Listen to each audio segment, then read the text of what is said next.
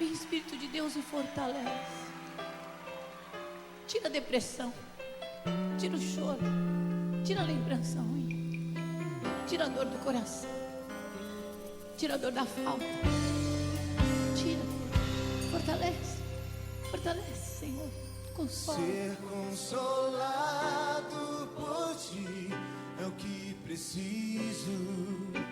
Ouvir tua doce voz me faz querer caminhar. Nada é maior do que eu posso suportar. A tua palavra me faz avançar. Firmado em tuas promessas, Você tem promessa? Me levantar. Levanta. renovando minhas forças. Recebe mais força. Posso lutar. Você pode sim. Você pode sim. Preciso te ver, te sentir, saber que sou teu, te servir, te adorar, Jesus. Preciso te ver, te sentir, saber que sou teu, mesmo que tudo pareça estar contra mim. Basta saber que sou teu, Senhor.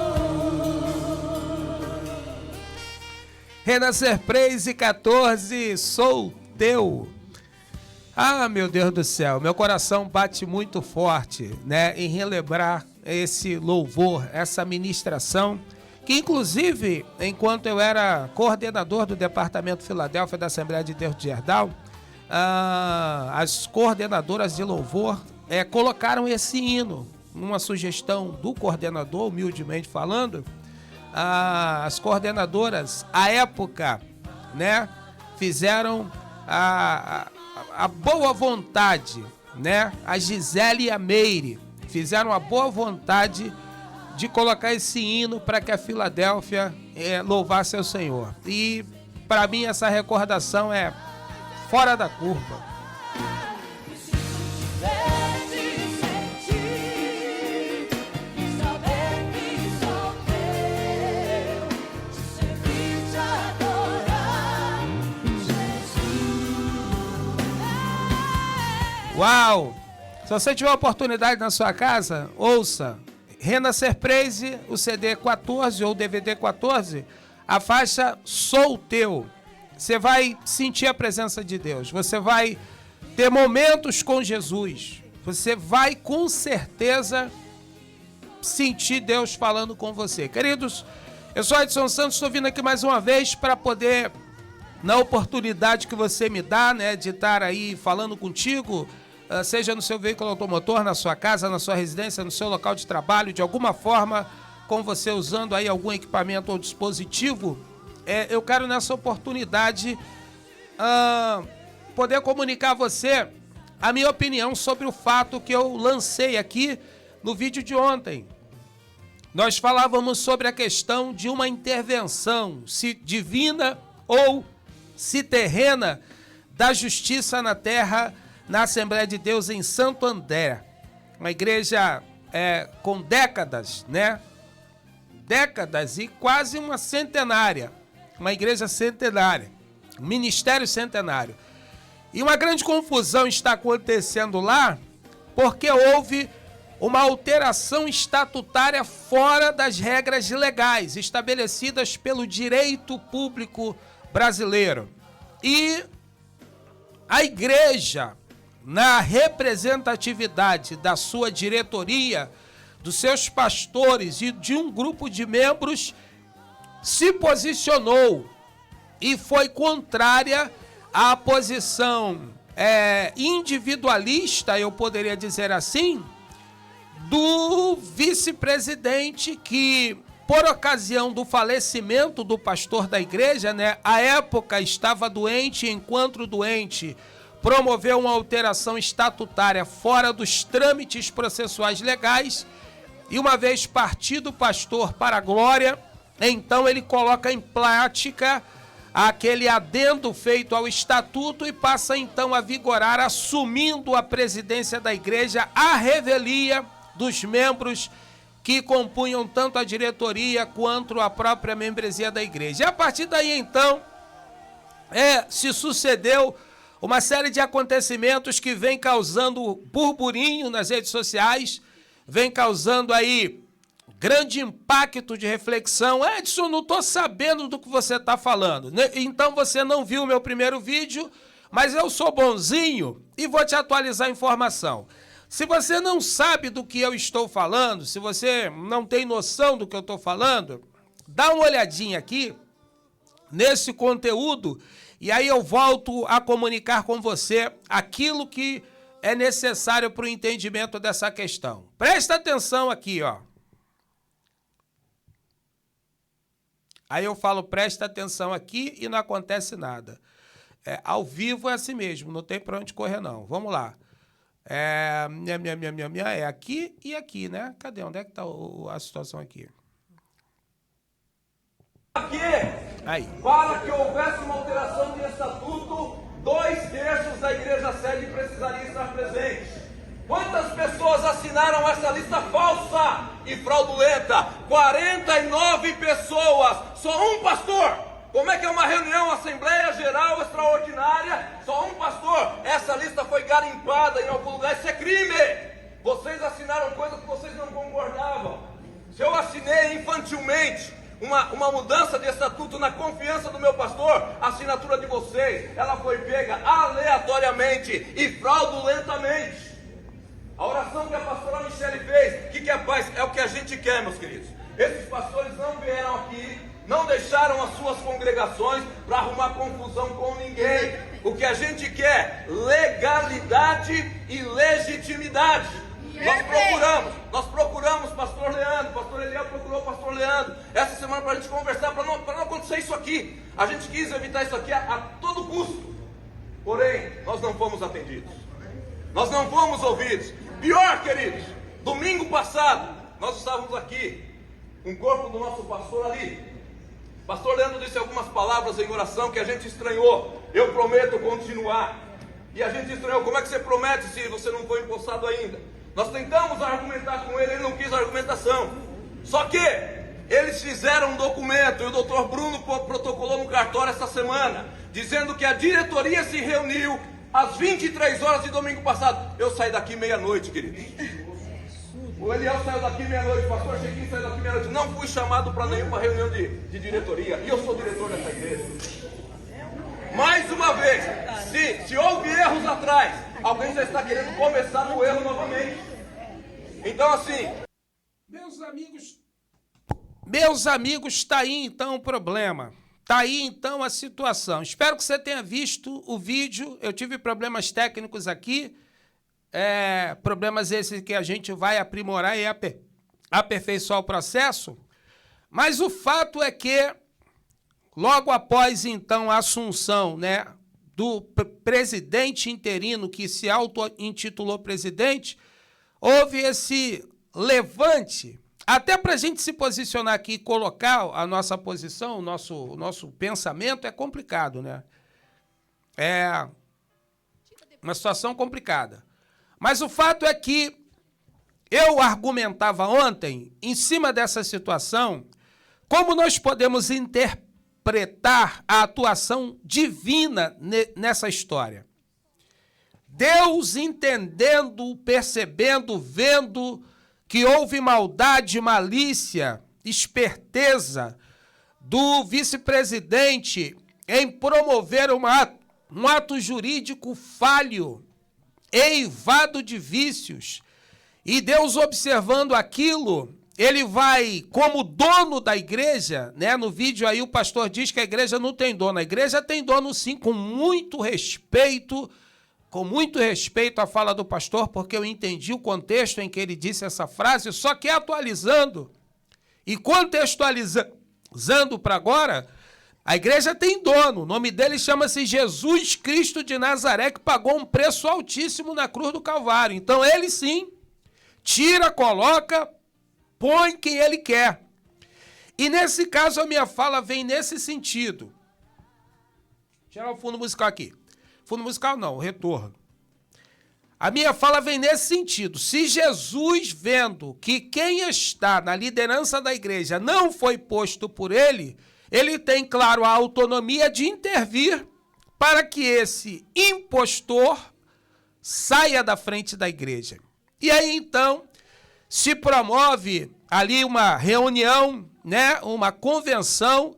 Eu nem posso dizer juridicamente que essa convenção ali, que essa reunião pode ser chamada de extraordinária nos termos do estatuto, porque para que isso acontecesse, haveria de ter uma convocação regimental ou legal, uma publicidade, porque se não assim fosse, teria o mesmo efeito do ato falho, né? Mas como não vai ter peso jurídico, essa reunião que a gente colocou no vídeo só tem peso informativo, ok. Serve para instrução, orientação. As formalidades ocorrem a partir da determinação do juízo. Então, eu só estou falando assim para que fique esclarecido o ponto. Deus interveio nessa situação, na minha ótica. Deus interveio na pessoa do Espírito Santo quando infla o ânimo, o espírito dos pastores que se sentiram objeto de manipulação, da membresia que se sentiu objeto de manipulação, e quando esforça-os em se posicionar. Existe um versículo da Bíblia que diz o seguinte: e é necessário que essas coisas aconteçam, ou seja, os escândalos, para que os fiéis se manifestem.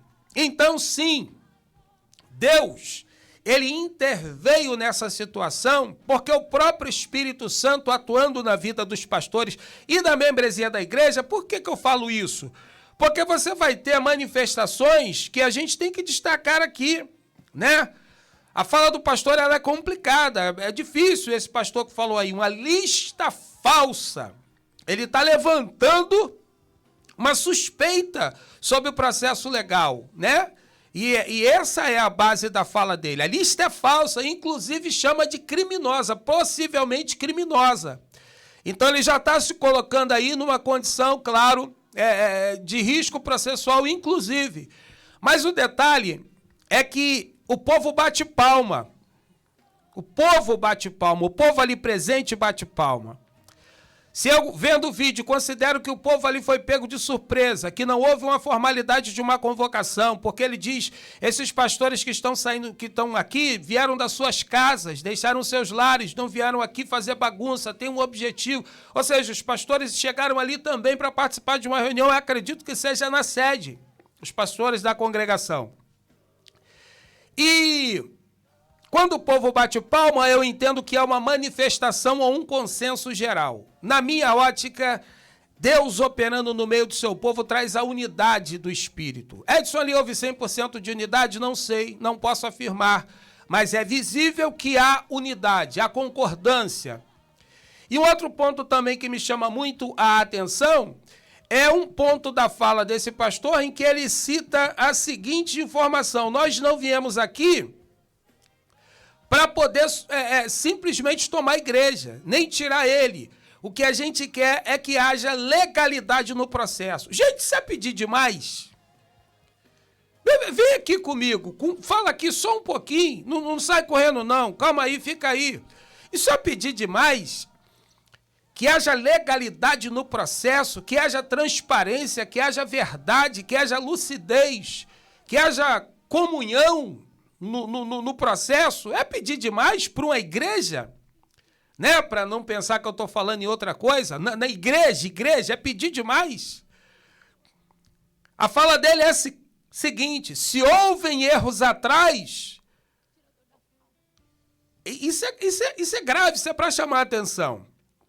Se houve erros atrás, que não se dê continuidade no processo, porque ele fala isso pautado na fala do pastor que sucedeu o falecido, que disse, eu vou continuar.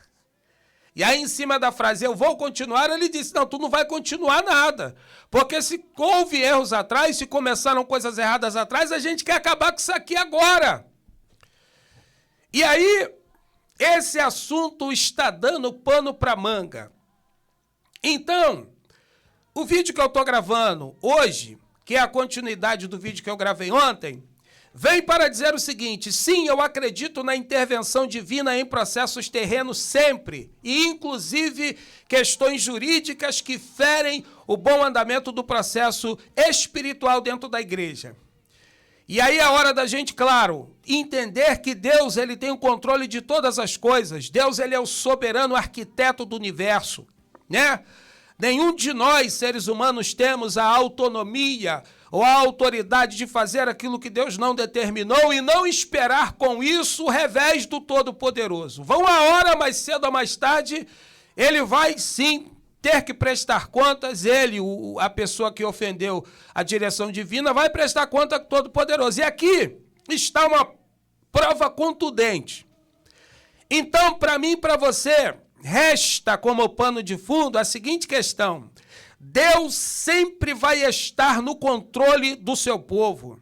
Deus sempre vai estar no controle da sua igreja. Deus sempre vai manter a liderança, a coordenação, a direção, ainda que aos nossos olhos isso não aconteça, porque quando Ele quer intervir, Ele intervém.